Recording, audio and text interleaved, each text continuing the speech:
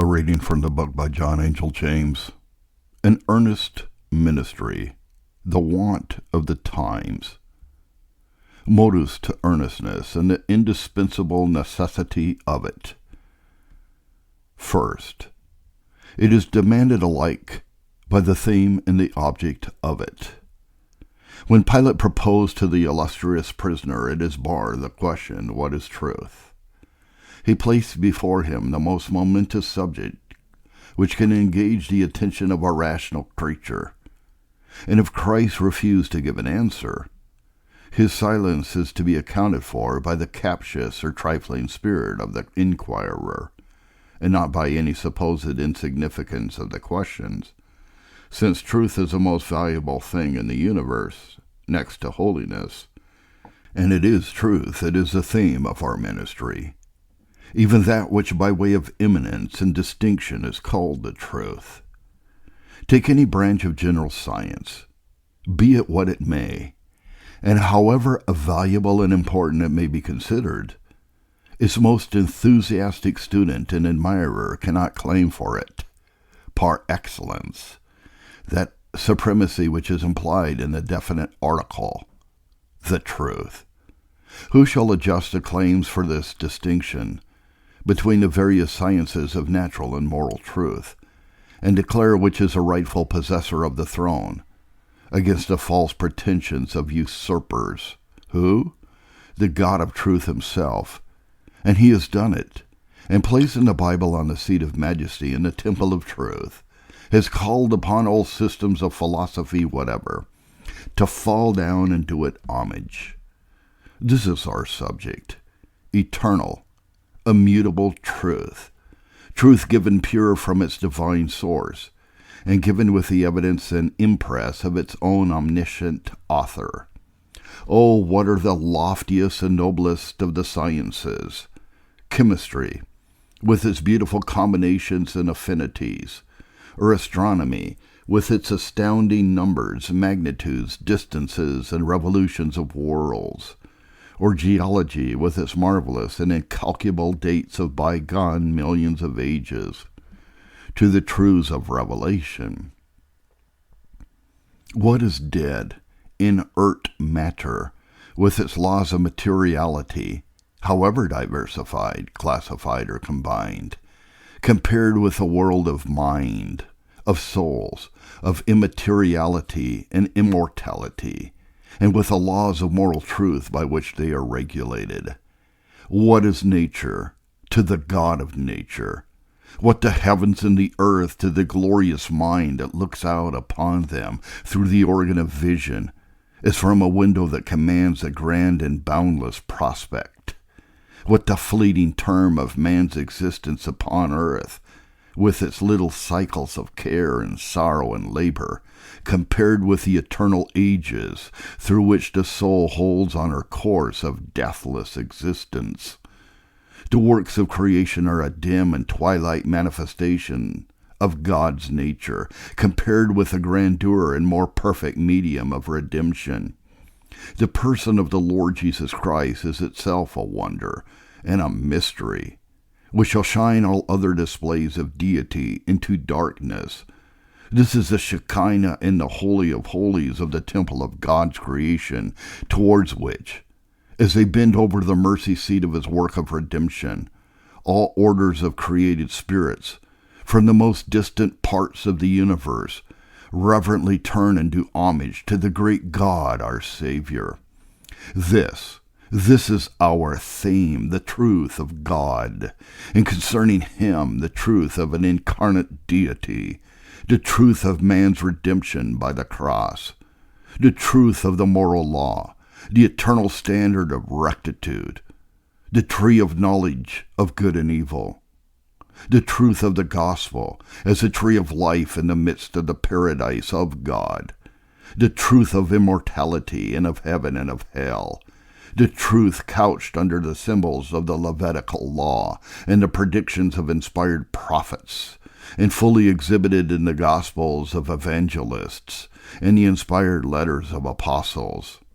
Again I ask exultantly and rapturously, What are the discoveries of Newton or of Davy or of the inventions of Watt or Arkwright compared with these?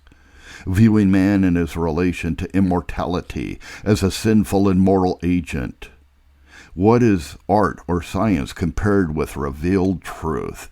And can we be otherwise in earnest in the promulgation of this truth? Shall we touch such themes with a careless hand and a dronish mind? Shall we slumber over truths which keep awake the attention and keep in activity the energies of all orders of created intelligences, and which are the object and the resting place of the uncreated mind? Let us look at the earnestness with which the sons of science pursue their studies, with what enthusiasm they delve into the earth, or soar on the telescope to the heavens, or hang over the fire, with what prolonged and patient research they carry on their experiments, and pursue their analysis, how unwearied in toil, how enduring in disappointment they are, and then how rapturously they hold up to the world's gazing and wondering eye some new particle of truth which they have found out, after all this peering and prying into nature's undiscovered secrets. Ministers of the gospel, it is thus with the men who have to find out the truths of nature, and shall we who have the volume of inspired revealed truth unopened before us, drawing and loiter and trifle over such momentous realities? Shall the example of earnestness be taken from him who analyzes man's lifeless flesh, to tell us by the laws of organic chemistry its component parts, rather than from him who has to do with the truths that relate to the immortal soul? Shall he whose discoveries and lessons have no higher object than our material globe, and no longer date than its existence, be more intensely in earnest than we who have to do with the truth that relates to God and the whole moral universe, and the truth that is to last through eternity? What deep shame should cover us for our lack of ardor and enthusiasm in such a service as this? And then what is the purpose for which this truth, so grand, so awful, so sublime, is revealed by God and to be preached by us? Not simply to gratify curiosity, not merely to conduct the mind seeking for knowledge to the fountains where it may slake its thirst, no, but to save the immortal soul from sin and death and hell, and conduct it to the abodes of a glorious immortality. The man who can handle such topics, and for such a purpose, in an unimpassioned, careless manner, and an icy heart, is the most astounding instance of guilty lukewarmness in the universe. To his self-contradiction no parallel can be found, and he remains a fearful instance how far it is possible for the human mind to go in the most obvious, palpable, and guilty inconsistency. A want of earnestness in the execution of that commission which is designed to save immortal souls from eternal ruin and raise them to everlasting life is a spectacle which, if it were not so common, would fill us with amazement, indignation, and contempt. We have read the speeches of the great masters of eloquence, both of ancient and modern times, and have read also of the intense anxiety and untiring effort with which they have sustained by corresponding efforts the mighty periods that flash from their burning souls. And do we condemn as enthusiasts the Athenian orator who thus agonized to save his country from the yoke of Philip, the majestic Roman who roused the indignation of the Republic against the treason of Catiline, or William Wilberforce, who for 20 years lifted his voice and appealed to the justice and mercy of a British Parliament against the atrocities of the slave trade? On the contrary, we deem no eulogy sufficient to express our admiration of their noble enthusiasm. But our panegyric upon them is a condemnation upon ourselves. For how far short of them do we fall in earnestness, though the salvation of a single soul, out of all the multitudes that come under the influence of our ministrations, is an event which in its consequences is inconceivably more momentous, because enduring through eternity than all the objects collectively, for which these men exhausted their energies of their intellect and life. Do we really believe that we are either a savor of life unto life, or of death unto death to them that hear us? Or is this mere official phraseology, which is never intended to be understood in its ordinary import? Is it a matter of fact, or only the solemn garnish of a sermon? The trickery and puffing up pulpit vanity, that souls are perpetually rising from beneath our ministry into the felicities and honors of the skies, or dropping from around our desk into the bottomless pit? Our companies of immortal spirits continually immigrating from our congregations to colonize eternity, to people heaven or hell, to swell the numbers of the redeemed, or to add to the multitude of the lost? If this be true, and we are gross deceivers, mere pulpit actors, reverend hypocrites, if we do not believe in their truth, then where is the earnestness that must give consistency to our professions, and which is appropriate to our situation and adequate to our convictions? Have we really become so carelessly, so criminally familiar with such topics as salvation and damnation, that we can descant upon them with the same calmness, coolness, not to say indifference, with which the public lecturer will discuss one of the minutest branches of natural philosophy? Oh, where is our reason, our religion, our consistency? Number 2, earnestness is imperatively demanded by the state of the human mind, viewed in relation to the truths and the object just set forth. This is glanced at in an earlier part of the work, but must now be resumed and amplified. The entreating and beseeching importunity employed by the apostle, and which are found to be no less necessary to us, presuppose on the part of its objects reluctance to come into a state of reconciliation with God, which must be assailed by the force of vehement persuasion.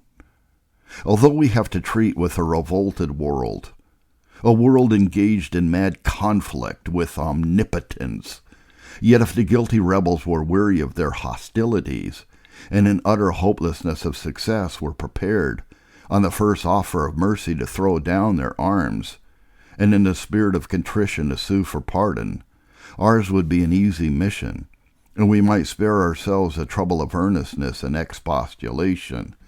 But the very reverse is the case.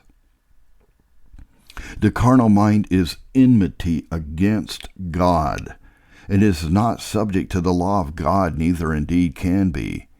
The hearts of men are fully set in them to do evil. We find them taken up, occupied, influenced, governed by the palpable and visible things of the present life, and our business is to engage them in a constant resistance of the undue influence of the things which are seen and temporal, and to do this by a vigorous faith in things that are unseen and eternal. Our aim and our labor are, by the power of the unseen world to come, to deliver them from the spell of the present state, with whose pageantry they are enamored, and under whose fascination they are well pleased to continue. And then, apart from, or at any rate in connection with this, they are so occupied by the pursuits of business, so engrossed by the cares, the comforts, and the trials of life, engaged in such breathless haste to pursue, such distracting bustle to possess, and such ardent hope to enjoy the various objects of their earthly desires, that when we call their attention to serious religion as the one thing needful, we are as one who would stop another in a race to offer him an object foreign to that for which he is contending, and who by the competitor for the prize is deemed intrusive, impertinent, and obstructive. But the difficulty doesn't stop here. If this were all, we should have only a very small share of the opposition which now calls forth our energy and requires our most strenuous efforts. For when we have succeeded in gaining a hearing and arresting attention, We have to contend not only with an indisposition to receive the truth, but a determined hostility against it. We have as our first business to fasten a charge of guilt upon men, naturally disposed to think well of themselves, to produce a sense of utter worthlessness and depravity in those who, in the utmost lengths to which their concession will go, admit only some few imperfections and infirmities, to displace a feeling of complacency by one of self-condemnation and abhorrence, and to substitute for a general and unhumble dependence upon divine mercy such a conviction of exposure to the curse of a violated law as makes it difficult for the trembling penitent to see how his pardon can be harmonized with the claims of justice, to offer salvation upon terms which leave not the smallest room for self-gratulation or the operation of pride. Indeed, to carry such a message as frequently excites disgust and calls forth the bitterest enmity of the human heart, and arms all its passions in determined hostility. And then the salvation exhibited in the gospel is not only opposed to the pride, but to the passions of the soul of fallen man. It requires the excision of sins dear as a right hand, the surrender of objects which have enamored the whole soul, the breaking up of habits which have grown with our growth and strengthened with our strength. Sometimes we have, in addition to all this, to summon our hearers to a war without, as well as a conflict within, and to verify the words of Christ, that he came to send a sword instead of peace, and to set parents against children and children against parents. What minister has not sometimes felt his very courage ready to quail, and his steadfastness in danger of faltering when called to lead on some persecuted convert to brave the cruel mockings and reproaches, the frowns, the threats, and the violence of his nearest and dearest earthly connections? I agonize as I write to think what I, among others, have witnessed of this kind. Verily, it is through much tribulation that some, even in these peaceful times, are called to enter into the kingdom of heaven, and then to follow on the difficulties of the Christian ministry, to prevent the first impressions of divine truth from vanishing like the cloud or excelling like the dew, to guide the anxious inquirer from finding repose anywhere but at the cross of Christ, to guard the feeble and to inspire the timid with courage, to detect the deceit of the heart and to aid the novice in breaking off from besetting sins, to inspire the resolution to crucify the flesh, and to stimulate the soul to an ever onward progress in sanctification, to meet the epidemic malady of our nature, which assumes so many shapes and appears under such a variety of symptoms, with a proportionate and well-adapted variety of treatment, to help the believer to beat down his foes under his feet, and amidst all his various trials, temptations, and difficulties, to continue steadfast, immovable, and always abounding in the work of the Lord, notwithstanding the counteracting influence of much unremoved corruption in his heart. All this must require in him who has to do it earnestness of the most collected and concentrated kind. To carry on the ministry of reconciliation in this revolted world, with the intention and desire of recovering its inhabitants from sin and Satan unto God, when the opposition to be overcome is considered, must appear to every reflecting mind the most hopeless of all human undertakings, apart from the promised aid of the Holy Spirit. It is this alone that could induce us to continue in the ministry another hour. Without this agency, we must retire in utter despair. But then, even this is not to be viewed, much less expected, apart from human instrumentality, and man's earnestness is that very species of instrumentality which the divine agent employs. It is not the feeble ministrations of the lukewarm and the negligent that God blesses for the conversion of souls, but the heart-breathed, fervent wrestlings of the ardent and the diligent, He makes the winds his messengers and flames of fire his ministers. Here, then, is a double argument for earnestness and the difficulties which are to be subdued in the accomplishment of our object, and the cooperating agency of the Spirit of God. The former shows its indispensable necessity, and the latter encourages us to put it forth. Without it, we cannot look for the aid of the Spirit. And without the aid of the Spirit, it would be exerted in vain. May we be able to take a right view of our obstacles and our resources. Number 3, consider the aspect of the times as affecting the human mind and the objects of our ministry. The view which has been just given of the difficulties that lie in the way of the faithful minister applies to all countries and to all times, inasmuch as the depravity of human nature is coextensive with the race of man. But still there may and do exist circumstances in one age and country to give greater force to these difficulties, which are not found at any rate to the same amount in others.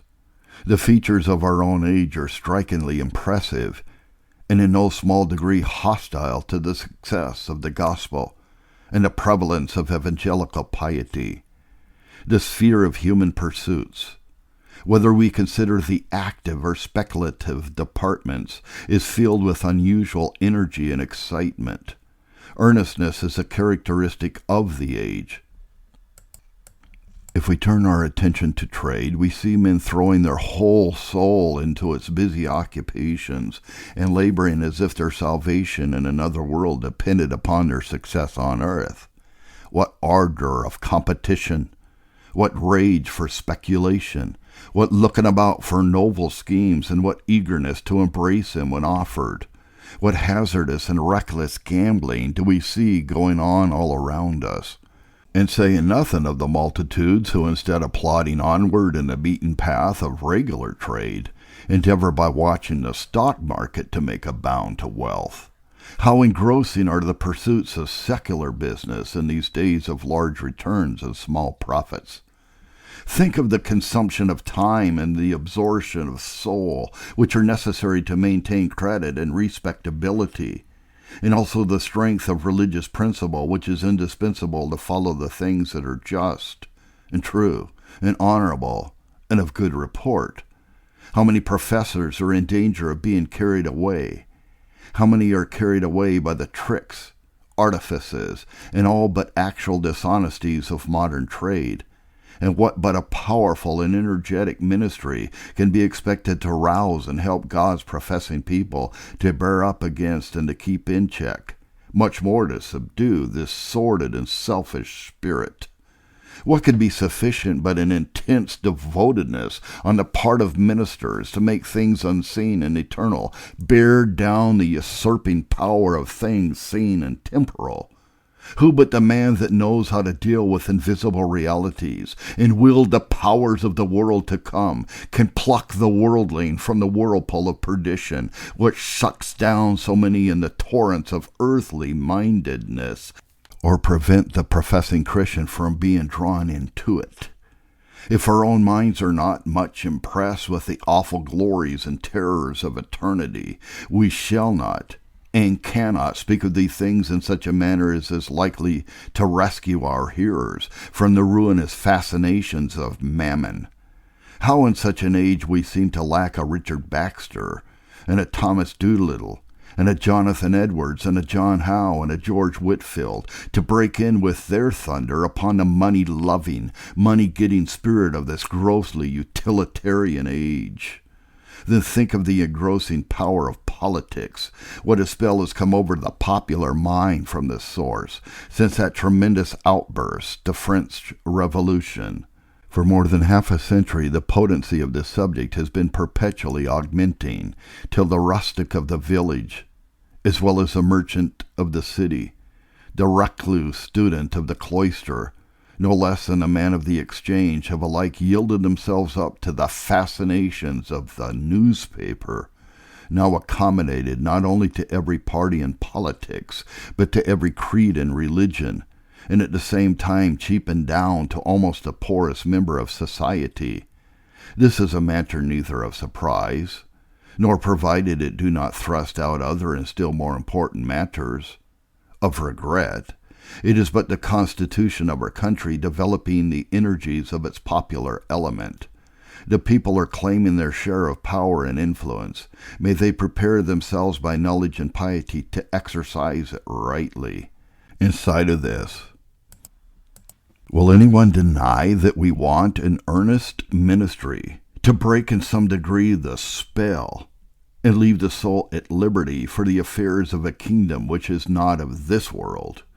When politics have come upon the minds and hearts and imaginations of the people for 6 days out of the 7, invested with the charms of eloquence and decked with the colors of party, when the orator and the writer have both thrown the witchery of their genius over the soul, how can it be expected that tame, spiritless, vapid commonplaces from the pulpit, sermons without either head or heart, having neither weight of matter nor grace of manner, neither genius to compensate for the want of taste, nor taste to compensate for the want of genius, and what is still worse, having no unction of evangelical truth, no impress of eternity, no radiance from heaven, no terror from hell, in short, no adaptation to awaken reflection, produce conviction, or save the soul.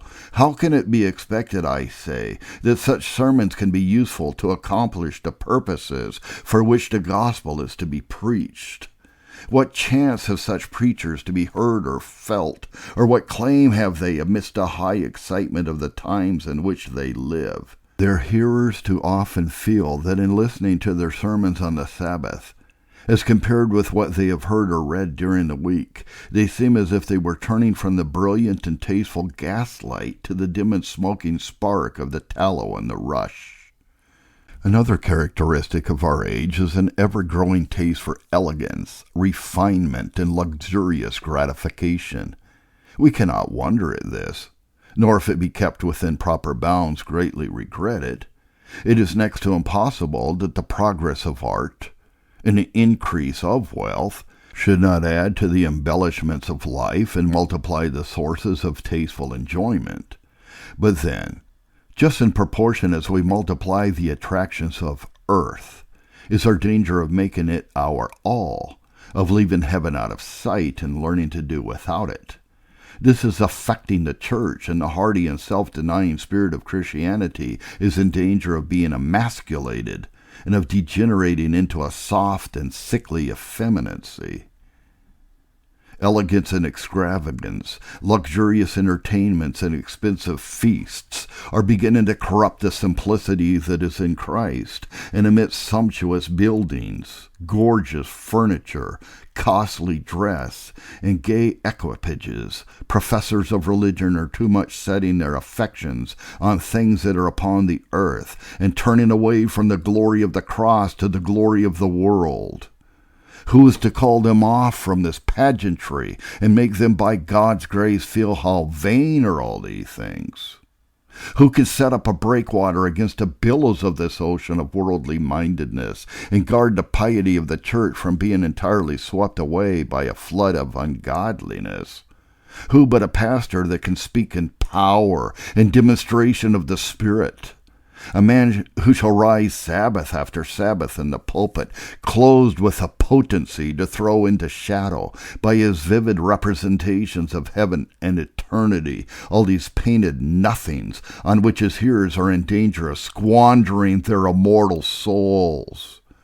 Akin to this is a continually augmenting desire after amusement. A love for pleasure, diversion, and recreation is an appetite evidently increasing, for which there are those who are ever ingenious and ever busy to furnish a supply. Religion is no enemy to rational enjoyment, even though it be not strictly spiritual, and they who can supplant the low and vulgar sensualities on which the multitudes have fed by a more refined and elevated taste, even if it should not rise into the element of religion, are doing a service to their country and to their species. But still, a taste for amusement, both mental and bodily, may be carried too far, and many foreseeing and deeply reflective minds are of the opinion that it is going too far now. There cannot be a thoughtful mind, one that looks upon our sojourn in this world as a probation for eternity, but must reflect with serious alarm and grief upon the endless devices which are suggested by the wisdom that comes from beneath, to hide from mankind their duty and their destiny as immortal creatures. It seems as if by common consent, mankind were striving who should be most successful by inventing new kinds of diversions, and blotting from the mind all considerations of eternity. Pleasure taking as a rage of the day, a taste which has been excited into a hungry appetite by modern transportation. Before this desolating influence, the sanctity of the Sabbath, and with it, of course, the prevalence of religion, are likely to be destroyed. It may be said that anything is better than the alehouse and the gin shop. Well, this is freely admitted, but it may be questioned whether some of the modern stimulants to pleasure do not lead to, and not from, these scenes of iniquity. The people, it is affirmed, must have recreation. Be it so, but let it be of a healthful kind, and let the great aim of all who have any influence upon the public mind be to endeavor to implant a taste for the recreations afforded by cheap and wholesome literature, by quiet home enjoyments, and above all by the sacred delights of true piety. In such a state of things, what kind of ministry is it that is wanted? The answer is easy. Men of earnestness, of earnest intellects, earnest hearts, and earnest preaching, men whose understanding shall command respect, whose manner shall conciliate affection, and whose ministration shall attract by their beauty and command by their power. The accessibility of the laboring classes gives us an advantage in approaching them. Neither prejudice nor fashion bars us out from them. We have neither to scale the walls of bigotry, nor to silence or evade the dogs of angry intolerance. The door is open, and we may walk in. But we must be men of the age, men who understand it, who are, to say the least, up with it, and know how to avail ourselves of its advantages, and to surmount its difficulties. Let us not deceive ourselves by substituting anything else for this. It may be all very well and proper in its place to keep pace with the times in which we live, as regards other matters in classical, mathematical, and philosophical literature, in academic degrees and tasteful architecture. But these things, in the absence of a living power of intense devotedness, will be but as the flowers which shed their fragrance upon our grave, or as the sculptor which decorates our tomb. In earnest ministry, the want of the times. John Angell James.